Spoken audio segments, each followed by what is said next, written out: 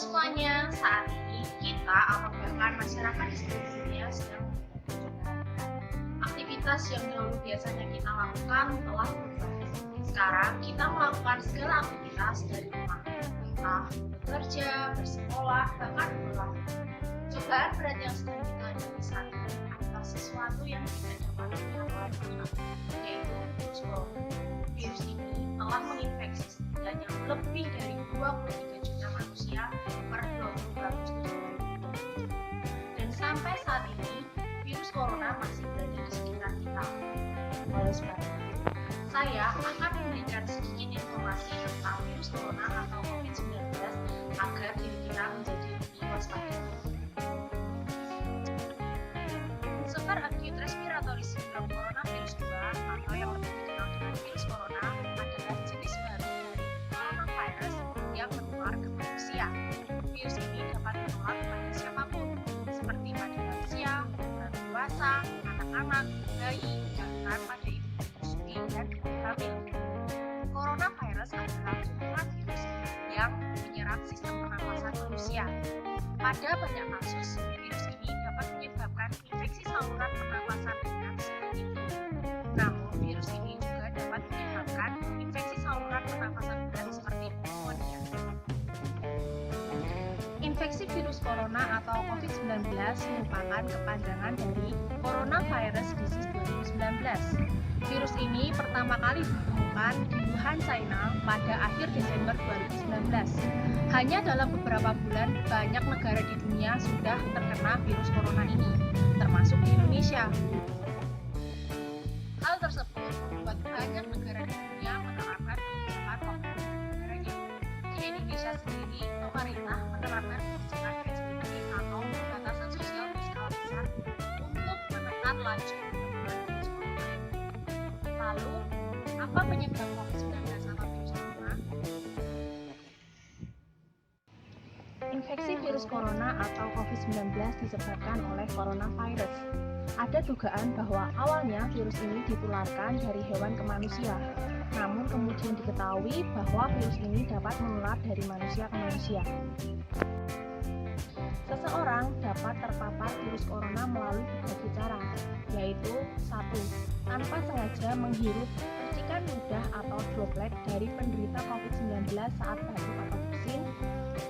Kedua, memegang wajah atau hidung tanpa mencuci tangan terlebih dahulu setelah memegang benda yang terkena droplet penderita COVID-19. Dan yang ketiga, kontak dengan jarak dekat dengan penderita COVID-19. Bahkan saat ini banyak ilmuwan menemukan fakta bahwa virus corona dapat tersebar melalui udara dan debu.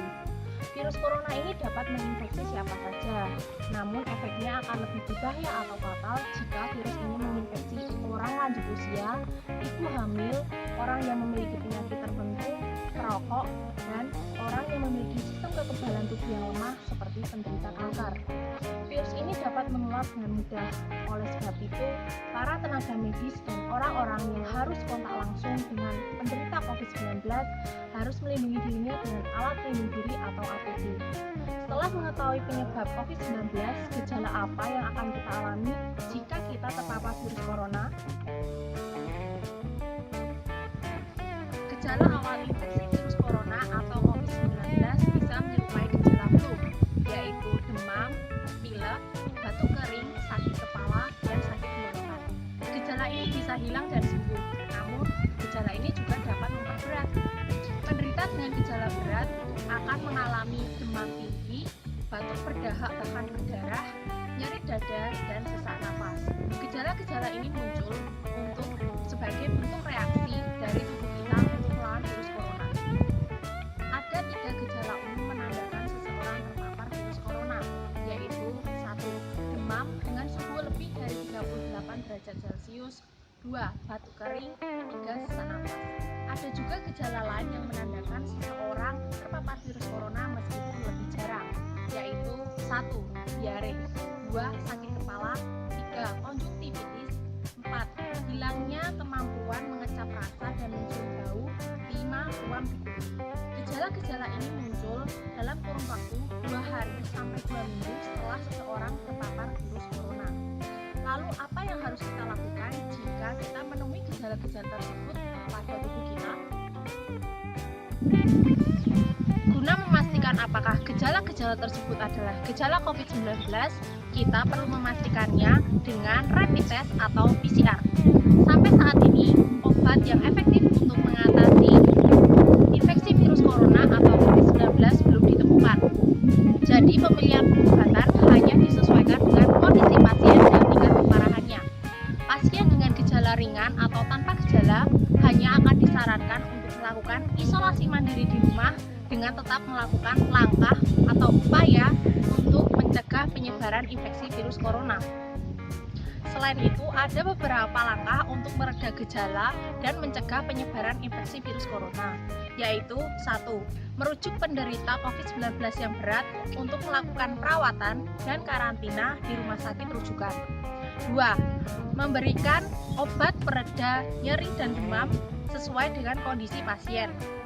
Ketiga, menganjurkan pasien COVID-19 untuk melakukan isolasi mandiri dan beristirahat. Dan yang keempat, menganjurkan penderita COVID-19 untuk minum air sebanyak mungkin untuk menjaga kadar cairan dalam tubuh. Karena vaksin atau obat untuk COVID-19 ini belum ditemukan, virus ini memakan banyak korban. Seberapa banyak manusia yang harus meninggal karena virus ini? Virus corona ini dapat menginfeksi siapa saja.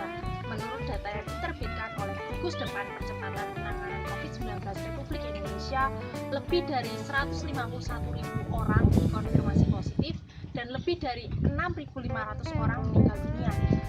Jika dengan persentase usia, maka orang lanjut usia memiliki tingkat kematian yang lebih tinggi dibandingkan golongan usia yang lainnya. Jika dipresentasikan dengan jenis kelamin, maka laki-laki memiliki tingkat kematian yang lebih tinggi dibandingkan perempuan. Bukankah menyeramkan?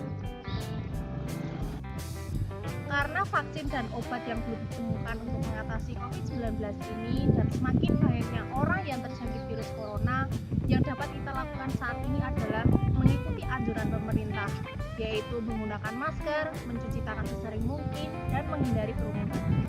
Karena virus ini diciptakan oleh Sang Pencipta, maka hanya Sang Penciptalah yang dapat memusnahkannya. Doa adalah salah satu solusi utama yang dapat kita lakukan saat ini. Semoga Tuhan melimpahi kita dengan kesehatan dan selalu menjaga kita.